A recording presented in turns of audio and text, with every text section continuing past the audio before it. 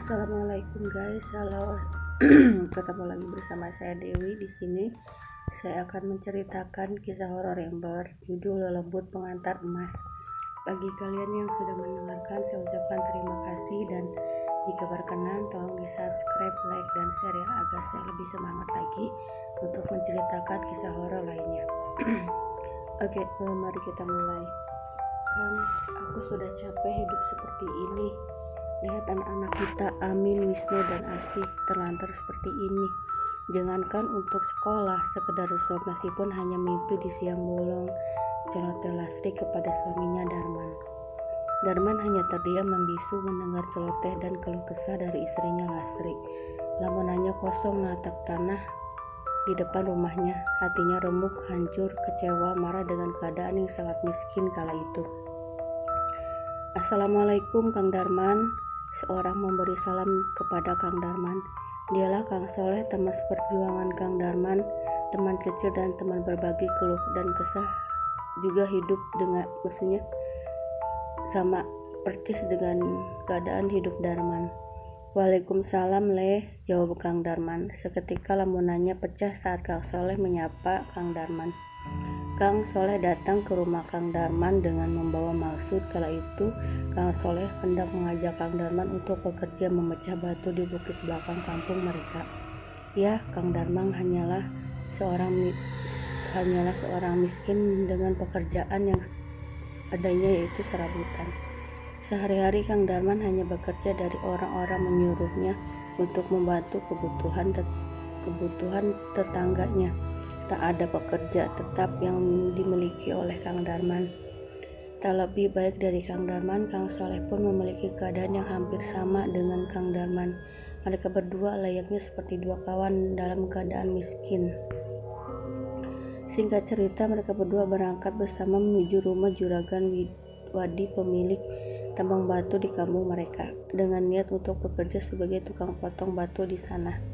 Juragan Wardi menjelaskan bahwa dirinya sedang membutuhkan 2 orang sebagai pemotong batu selama beberapa minggu saja, dikarenakan beberapa karyawannya ada yang mengalami kecelakaan akibat kerja dan tidak bisa bekerja dalam beberapa minggu ke depan.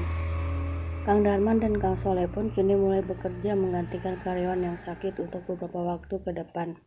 Upah di tambang tidaklah besar. Kang Darman dan Kang Soleh hanya menerima upah 50.000 per hari. Namun upah sebesar itu cukup membantu kehidupan mereka di saat seperti ini. Sore pun menjelang, kini waktunya mereka tak untuk pulang ke rumah mereka masing-masing. Kang Darman dan Kang Soleh pun pulang bersama. Assalamualaikum Neng, ucap Kang Darman sambil membuka pintu rumahnya. Terlihat saat itu Kang Darman Lastri selaku istri Kang Darman sedang duduk termenung di atas kursi kayu depan kompor hawu, yaitu kompor tradisional yang terbuat dari bakar kayu. Neng, kok Akang panggil tidak menjawab? Tanya Kang Darman menegur Lastri. Lastri masih belum lepas dari lamunan kosongnya. Kang Darman sadar bahwa istrinya sudah lelah dengan kehidupan mereka. Neng, ini Akang bawa uang 50.000 hasil memotong batu di Juragan Wadi, ucap Kang Darman sembari memberikan uang itu kepada Lastri. Maafkan saya Kang, bukannya Lastri tidak bersyukur, tapi Lastri sudah sangat lelah sekali dengan keadaan kita yang seperti ini, ucap Lastri diiringi air mata Lastri yang mulai bercucuran. Kang Darman hanya terdiam melihat Lastri istrinya. Dia sadar semua ini dikarenakan dirinya yang belum bisa melepaskan diri dari jerat kemiskinan. Lepas maghrib lalu Kang Darman pun bersiap pergi ke surau untuk menjalankan ibadah sholat maghrib.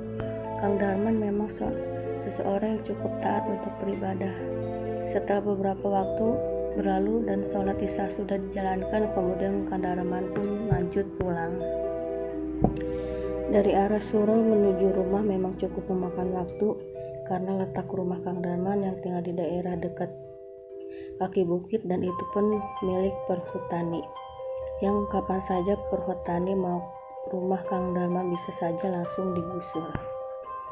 Terdapat pohon tua dan besar yang tiap kali Kang Darman lalui sebelum sampai di rumah, namun kejadian tak terjadi.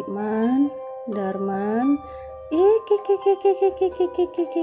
Terdengar suara mata itu terdengar jelas oleh Kang Darman. Siapa itu? Jawaban Kang Darman. Kik. Ikutlah denganku Darman, terdengar kembali suara wanita tua itu. Dengan langkah 1000, Kang Darman pun lari terbirit-birit. Sungguh kejadian yang di luar dugaan Kang Darman. Dengan cepat Kang Darman pun masuk ke rumahnya. Kenapa Akang ini habis sholat kok malah lari-larian? Tanya Lastri. Kang Darman hanya terdiam, tak berkata apapun. Mereka di rumah juga terdapat ketiga anak yang masih belum tidur. Takut akan cerita ini terdengar oleh anak-anaknya. Enggak Neng, Akang hanya kebelet pipis aja, jawab Kang Darman berbohong. Pak Amin besok harus bayar sekolah Pak, kata guru. Amin besok tidak boleh sekolah kalau masih tidak bawa uang Pak, ucap Amin anak pertama Kang Darman. 7 bulan sudah Amin belum bisa membayar uang sekolahnya. Keadaan ekonomi yang morat-marit membuat uang sekolah Amin tidak diperhatikan oleh Darman. Bapak usahain untuk mencari uangnya, ya Min, jawab bapak. Setelah kejadian waktu itu, lalu Kang Darman mengganti bajunya. Masih terngiang di pikiran Kang Darman akan suara wanita tua tadi. Sungguh peristiwa tersebut membuat Kang Darman tak habis pikir. Singkat cerita, Kang Darman lalu seperti biasa mulai berangkat bekerja kembali di tambang milik Juragan Wadi. Ini adalah minggu kedua Kang Darman dan Kang Soleh bekerja di sana. Man, Leh, sini sebentar, panggil Juragan Wadi memanggil mereka. Kang Darman dan Kang Soleh pun menghampiri Juragan Wadi dan duduk di kursi bambu depan gudang batu milik Juragan Wadi. Man, Leh, begini, bukannya saya membuat pikiran kalian berdua bingung, tapi untuk saat ini, maaf saya tidak bisa mempertahankan salah satu dari kalian untuk bekerja di sini. Keuangan tambang sedang terganggu dan permintaan batu juga sedang menurun. Jadi saya minta sama kalian untuk berbicara satu sama lain siapa yang bekerja di sini dan siapa yang tidak. Saya mohon maaf sekali lagi, tolong hari ini tentukan siapa di antara kalian yang mesti bekerja di sini, ucap Juragan Wadi yang membuat Kang Darman dan Kang Soleh saling memandang. Terlihat Kang Soleh tidak berkata apapun dan langsung tertunduk saat Kang Darman melihat. Sebuah isyarat yang jelas bagi Kang Darman jikalau Kang Soleh tidak mau melepaskan pekerjaan ini. Saya saja yang keluar Juragan, ucap Kang Darman. Kini Kang Darman tak lagi bekerja di tambang batu milik Juragan Wadi. Langkah kaki kecilnya seperti lemah tak berdaya, hanya satu dipikirkan Kang Darman saat itu. Bagaimana Kang Darman menjelaskan ini semua pada istrinya Lastri? Pandangan tak menentu, wajah sedih sangat terlihat di raut wajah Kang Darman kala itu. Hingga tak terasa air mata Kang Darman terjatuh, menemani langkah lunglai Kang Darman sore itu. Amin anakku, Wisnu asih, nah maafin Bapak ya nak. Bapak mohon minta maaf nak, ucap getar dan lirih keluar dari mulut Kang Darman yang menangis dengan sesenggukan.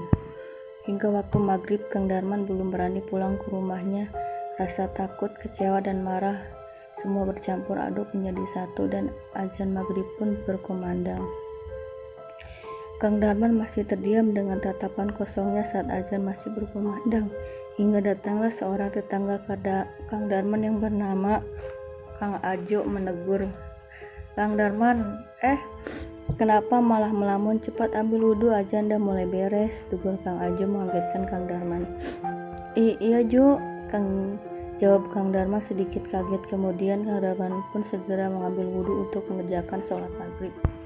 Setelah itu Kang Darman pun ke rumah. Perasaan takut akan bertemu istrinya masih ada. Kang Darman masih tak tahu harus berkata apa tentang pekerjaannya di tambang Juragan Wadi. Kembali Kang Darman pun melewati jalan dekat pohon besar ke arah rumahnya.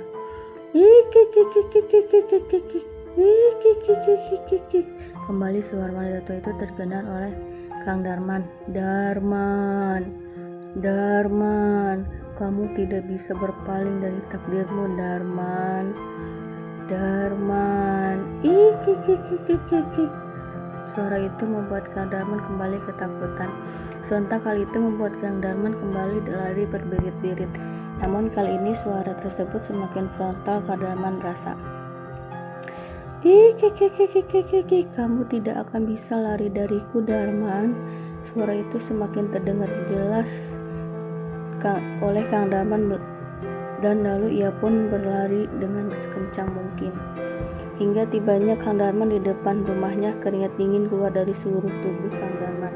Lastri dengan setengah berlari pun menghampiri Kang Darman yang masih shock dengan kejadian yang dialami.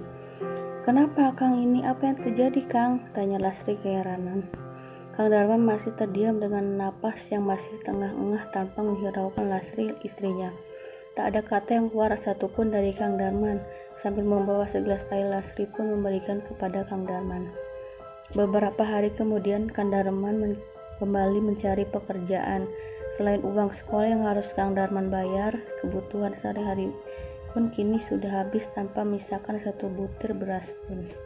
"Bu, Ibu Asih lapar, Bu," ucap Lastri dengan memegang perutnya. "Sabar ya nak, bapakmu sedang mencari uang untuk kita makan," jawab ibu menenangkan. Cerita kembali kepada Kang Darman. Waktu itu Kang Darman pergi ke sana kemari untuk menawarkan jasa, namun nihil. Tak satu tetangga dan orang-orang meminta jasa apapun dari Kang Darman. Dengan letih, Kang Darman pun beristirahat di sebuah batang pohon rindang dekat dengan pesawahan di dekat desa. Saat itu terlihat ada dua orang yang sedang mengobrol di dekat Kang Darman. Kata orang, kemarin ada orang kota datang ke hutan di belakang desa ini. Katanya hutan itu ada tempat pemujaan. Konon hutan itu dijadikan tempat pesugihan dan tempat keramat, ujar salah seorang dari mereka. Kang Darman hanya mendengar sedikit dari perbincangan mereka. Rasa letih Kang Darman untuk hari itu membuat dirinya tertidur di bawah pohon di mana Kang Darman beristirahat. Maklum saja, tak sebutir beras pun dari pagi ia makan, dan Kang Darman pun sama sekali tidak memiliki uang. "Darman, anakku, datanglah engkau ke sini, nak." Seketika Kang Darman terperajat bangun dari tidurnya. Untunglah itu hanya sebuah mimpi saja. Hingga waktu menunjukkan sore hari, tak satu pun hasil yang Kang Darman dapat. Hingga malam menjelang tak juga mendapatkan hasil. Kini di benak Kang Darman hanya ingatan anak dan istrinya yang kini tengah kelaparan. Hingga Kang Darman pun tak berani pulang. 2 hari sudah Kang Darman mencari pekerjaan, namun tetap saja tak satupun pekerjaan ia dapatkan. Rasa lapar yang hebat karena 2 hari ini dia tidak makan. Yang Kang Darman dapat hasil dan minta dari kebun tetangga. Maksudnya apa ya guys? Rasa lapar yang hebat karena 2 hari itu hanya diisi dengan air dan buah-buahan yang Kang Darman dapat dari hasil meminta dari tetangga. Rasa letih dan gusar akhirnya memaksa Kang Darman kembali ke rumahnya. "Kang, kok nggak pulang sampai 2 hari? Bagaimana akang dapat hasilkah hari ini?" tanya Lastri mengharap. Dengan diam Kang Darman hanya sebatas mengelengkan kepala tanda hasil yang nihil. Allahu Akbar. Maaf guys ya. Selama 2 hari yang Kang Darman mencari pekerjaan, air mata Lastri tak kuat membendung air mata. Sifat manusiawi dari Lastri yang didorong rasa sedih, lapar, dan capek membuat emosi tak terkontrol. "Kang, apa bisa Kang perbuat? Lihat anak-anak kita kelaparan, Kang. Lastri sudah capek, Kang. Dengan ini semua tak sedikit pun akan membahagiakan anak-anak dan Lastri, Kang," bentak Lastri sembari melempar gelas yang ada di dekat Kang Darman. Kang Darman hanya diam menunduk termenung tatapan kosong sambil melihat gelapnya malam. Seolah-olah malam ini sama dengan kehidupannya sangatlah gelap dan kelam. Kang Darman, kamu di mana, Kang?" "Lastri mau minta maaf, Kang, atas kelancangan Lastri kemarin malam," ucap Lastri sambil mencari Kang Darman. "Kang, akang di mana?" tambah Lastri. Namun tak ada tanda-tanda kehadiran Kang Darman. Hingga waktu menjelang sore pun Kang Darman tak lekas kembali. "Bu, Bapak kemana, Bu?" ucap Wisnu. "Bapak sedang bekerja, nah. Sudah sana kamu kembali main dengan Asih," pungkas Lastri. 2-3 hari Sampai 1 minggu Kang Darman tak kunjung kembali. Rasa penyesalan mulai menusuk di hati Lastri. Maafkan Lastri Kang, Lastri tak bermaksud membuat Akang sakit hati dan marah, ucap Lastri penyesal. Kini Lastri pun harus mengurus ketiga anaknya, dan kini Amin sebagai anak pertama bertugas menjaga kedua adiknya Wisnu dan Asih, sedangkan Lastri kini berkeliling mencari pekerjaan dengan menawarkan jasa mencuci pakaian kepada tetangganya. 2 minggu Kang, 2 minggu Akang meninggalkan kita, di mana sebenarnya kamu berada Kang, lirih Lastri. Namun tiba-tiba, Bu, Ibu, Asih Bu, terdengar suara Amin berteriak memanggil Lastri sambil menangis hebat. Asih Bu, ucap Amin dengan tangisan yang semakin hebat. Bergegas Lastri pun berlari menuju rumahnya, dan kejadian memilukan pun terjadi. Ya Allah anakku, Allahu Akbar, teriak Lastri histeris. Para tetangga pun datang menghampiri Lastri. Kejadian yang sangat memilukan dirasakan Lastri dan para tetangga. Terlihat jasad Lastri terkapar tak berdaya di samping rumah. Tubuhnya menghitam dan pada bagian mata keluar darah yang hebat, mulut mengeluarkan busa seperti keracunan dan matanya melotot. Histeris Lastri semakin hebat dan para tetangga pun tak kuasa menahan tangis sembari memenangkan Lastri. Kasihan Mbak, Lastri sudahlah ditinggal suaminya pergi, kini anak bungsunya yang masih umur 4 tahun harus pergi dengan keadaan yang mengenaskan, ucap salah seorang tetangga Lastri. Lastri hanya termenung di samping makam anaknya Asih, air mata tak henti berderai. Tega kamu Kang, ucap Lastri kecewa. Mbak ayo pulang, saya tahu Mbak sedih tapi tidak baik harus meneratapi anak Mbak. Kasihan di sana, di alam sana Mbak, ucap Tini istri dari Kang Soleh. Lastri pun menuruti kata Tini dan kembali pulang bersama Tini dan Kang Soleh. Waktu itu pukul 1 siang di dalam rumah Lastri kini sendirian setelah para tetangga pulang. Lastri duduk sendiri tak berdaya, tak menyangka anak perempuan satu-satunya harus pergi dengan cara yang tidak masuk akal. Tibalah malam hari, suasana kini dipenuhi para tetangga yang sedang mengaji Yasin di rumah Lastri. Terdapat di sana Kang Soleh dan Tini istrinya, menemani Lastri yang sedang larut dalam kesedihan paling dalam.